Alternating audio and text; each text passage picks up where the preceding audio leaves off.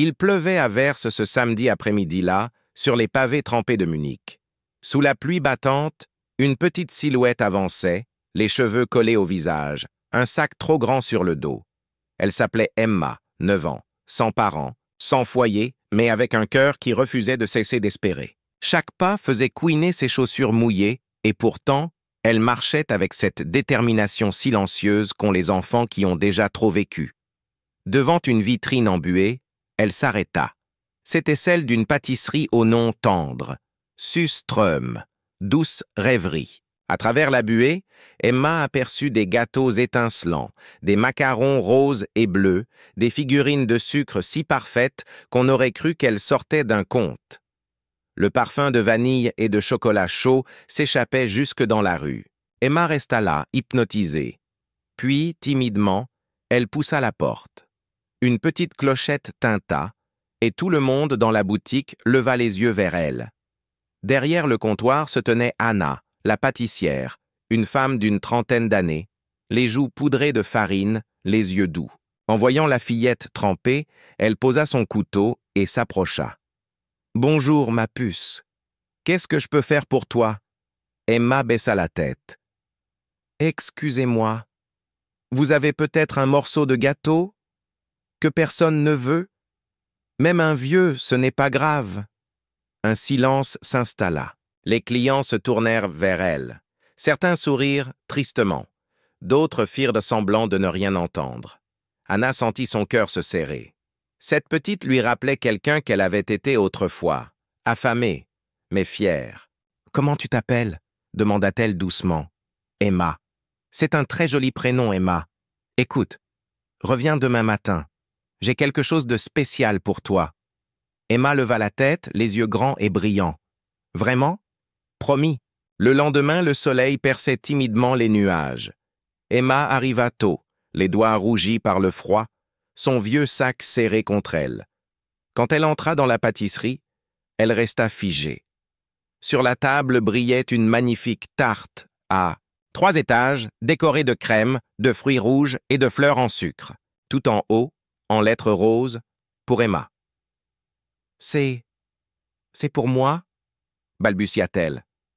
Anna hocha la tête, les yeux humides. « Oui, ma chérie, pour toi. Mais je n'ai rien payé. » Une voix grave répondit alors, depuis le fond de la salle.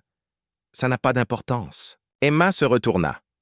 Un homme aux cheveux gris, assis seul à une table, la regardait avec bienveillance. « Je m'appelle Jacob, » dit-il. « C'est moi qui ai payé ce gâteau. » « Pourquoi ?» Il sourit. « Parce que des enfants comme toi rendent le monde plus beau qu'il ne l'est. » Ces mots restèrent gravés dans sa mémoire. En goûtant la première bouchée, elle sentit un goût nouveau. Plus fort que le sucre, plus doux que la vanille. L'amour. Ce jour-là, quelque chose changea dans la petite pâtisserie. Anna sentit que sa vie venait de croiser une âme qui lui manquait sans qu'elle le sache. Et Jacob, le vieil homme solitaire, sentit son cœur battre un peu plus fort qu'il ne l'avait fait depuis longtemps. Ce n'était que le début d'une histoire où une simple part de gâteau allait changer 3 vies. Avant de te révéler ce qui s'est passé ensuite, ce que Anna et Jacob ont décidé de faire pour cette petite fille, dis-moi, toi, d'où regardes-tu cette histoire? Écris-le en commentaire, j'adore savoir d'où viennent mes auditeurs le lendemain. De cette rencontre, Anna se leva avant l'aube. Le parfum du beurre et de la vanille emplissait déjà l'air de la petite pâtisserie. Mais cette fois, tout semblait différent. Elle pétrissait la pâte avec une légèreté qu'elle ne se connaissait pas. Dans son esprit revenait sans cesse cette image. La petite Emma, les joues pleines de crème, les yeux brillants de reconnaissance. Jacob entra peu après, comme chaque matin, sa vieille gazette sous le bras. « Vous êtes bien matinal aujourd'hui, » dit-il avec un sourire fatigué. « Oui, je n'arrive pas à penser à autre chose, » répondit Anna. « Ce qu'a vécu cet enfant, ce qu'elle a demandé hier. » Elle posa le rouleau à pâtisserie. « Jacob, on ne peut pas laisser cette histoire s'arrêter là. » Il resta silencieux un moment, puis hocha la tête. « Vous savez, j'y ai pensé toute la nuit. J'ai de l'argent, mais plus vraiment de but. Et vous, vous avez du talent et un cœur énorme.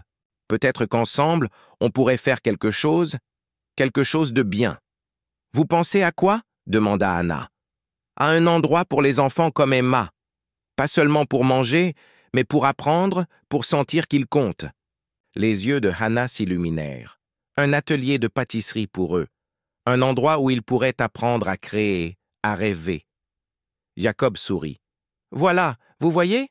On tient déjà le début d'un projet, et c'est ainsi qu'un... Samedi plus tard, la porte de Sussetröm s'ouvrit sur un petit groupe d'enfants venus d'un foyer de la ville. Certains étaient timides, d'autres rieurs. Anna les accueillit avec des tabliers colorés et un sourire immense. Emma, bien sûr, était là, la plus petite du groupe, mais la plus vive, la plus curieuse. Ils apprirent à casser des œufs, à peser la farine, à battre la crème. La farine volait partout. Les rires remplissèrent la pièce. Anna les observait avec émotion. « Regarde-les, murmura-t-elle à Jacob. Ils sont heureux, vraiment heureux. Et c'est grâce à vous, répondit-il. Mais Anna secoua la tête.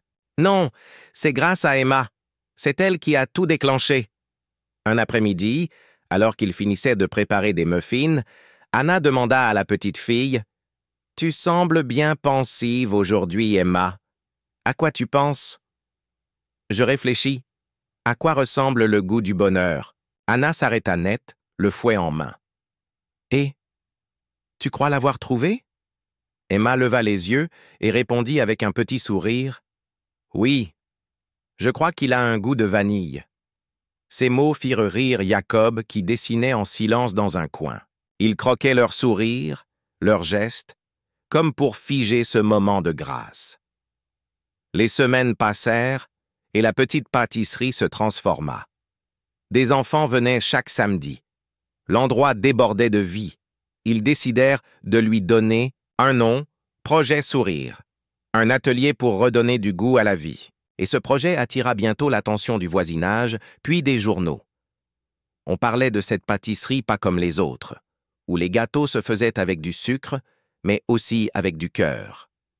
Un soir, après le départ des enfants, Anna s'assit près de Jacob. « Vous savez, » murmura-t-elle, « je crois que cette boutique est devenue plus qu'un lieu de travail.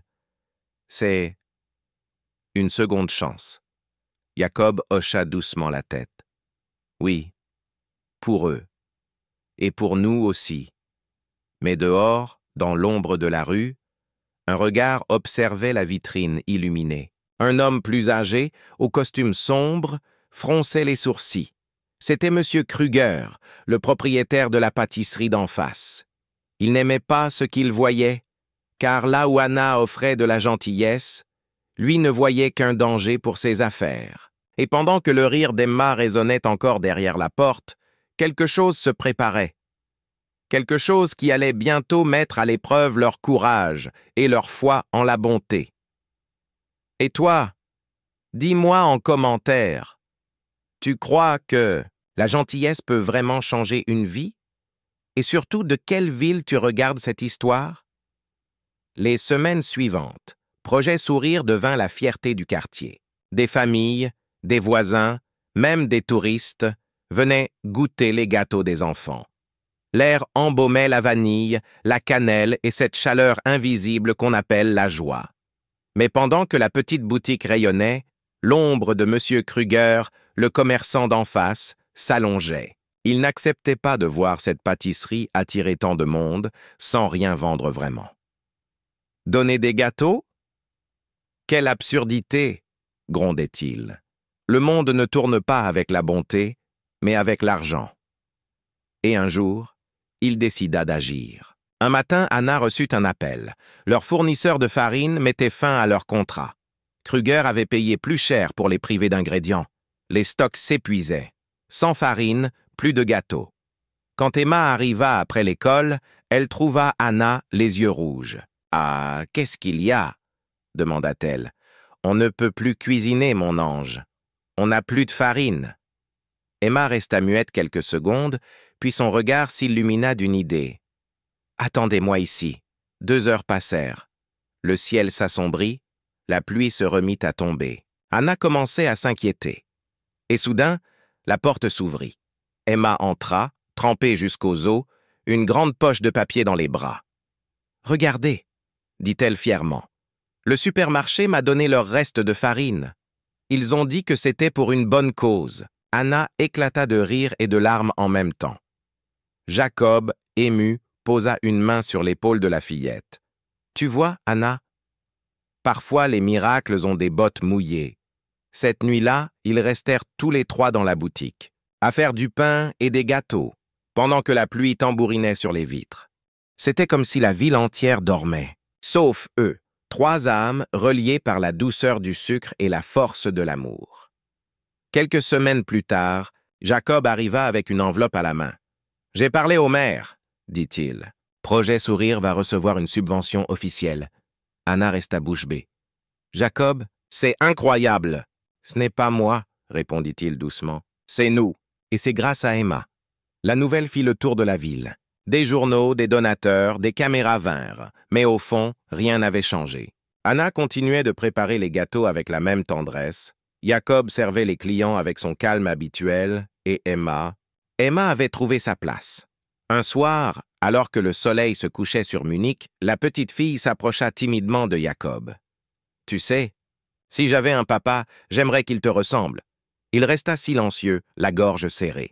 Puis il répondit, la voix tremblante, « Et si j'avais une fille, je voudrais qu'elle soit exactement comme toi. » Les jours passèrent, puis vint l'hiver. Le premier flocon tomba sur la vitre du magasin.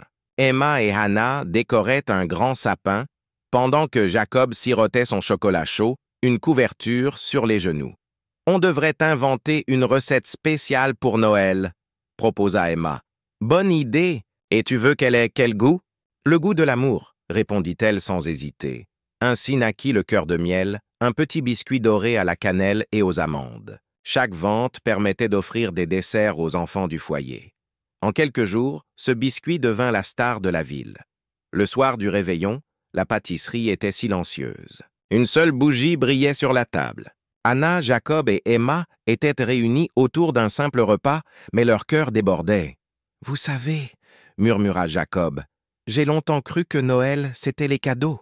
Maintenant, je sais que c'est juste. » D'être ensemble, Emma leva les yeux, un sourire plein de tendresse. « Alors promettons de le fêter comme ça chaque année ?» Anna hocha la tête, les larmes aux yeux. « Promis. Et cette fois, c'est toi qui feras le gâteau. »« Marché conclu, » répondit Emma en riant. Dehors, la neige tombait lentement, couvrant la ville d'un manteau de lumière. À cet instant, tout semblait figé dans une paix parfaite. Plus tard, quand tout fut calme, Emma sortit son petit carnet et écrivit d'une main hésitante. « Parfois, l'amour commence par une question toute simple. Avez-vous un vieux morceau de gâteau? » Et parfois, la réponse. « C'est une famille. » Elle ferma le carnet, sourit à travers la fenêtre givrée et murmura « Merci de m'avoir trouvé. » Et c'est ainsi que s'acheva l'histoire d'une enfant, d'une femme et d'un homme, unis par la douceur d'un rêve partagé. Une histoire qui prouve que les miracles ne tombent pas du ciel. Ils se cuisent doucement dans le cœur des gens. Et toi, dis-moi en commentaire, d'où regardes-tu cette histoire? Crois-tu toi aussi que la bonté peut tout changer? Et surtout, n'oublie pas de t'abonner pour ne pas manquer la prochaine histoire qui fera fondre ton cœur